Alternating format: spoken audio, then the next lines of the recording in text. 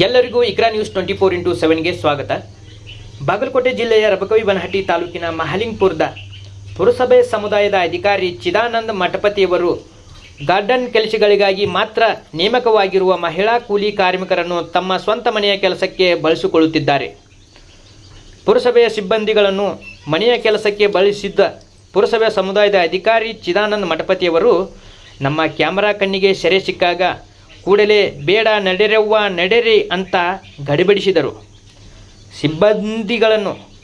ಸಿಬ್ಬಂದಿಗಳನ್ನು ಸ್ವಂತ ಮನೆ ಕೆಲಸಕ್ಕಾಗಿ ಉಪಯೋಗಿಸಿಕೊಂಡು ಅಧಿಕಾರ ದುರುಪಯೋಗ ಪಡಿಸಿಕೊಂಡ ಅಧಿಕಾರಿ ಇದೀಗ ನೀವು ವಿಡಿಯೋದಲ್ಲಿ ನೋಡಬಹುದು ವೀಕ್ಷಕರೇ.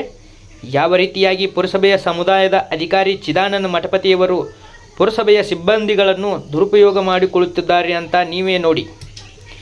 ಇವರು ಈ ರೀತಿಯಾಗಿ ಬಳಸಿಕೊಳ್ಳುವುದು ಅಕ್ರಮ ಮತ್ತು ಕಾನೂನು ಬಾಹಿರ. ಸಿಬ್ಬಂದಿಗಳನ್ನು ದುರ್ಬಳಕೆ ಮಾಡಿಕೊಳ್ಳುವುದು ಕಾನೂನು ಬಾಹಿರವಾದುದರಿಂದ ಶೀಘ್ರವೇ ಮೇಲಾಧಿಕಾರಿಗಳು ಈ ರೀತಿ ದುರ್ಬಳಕೆ ಮಾಡಿಕೊಳ್ಳುತ್ತಿರುವವರ ವಿರುದ್ಧ ಕಠಿಣ ಕ್ರಮ ತೆಗೆದುಕೊಳ್ಳಬೇಕು.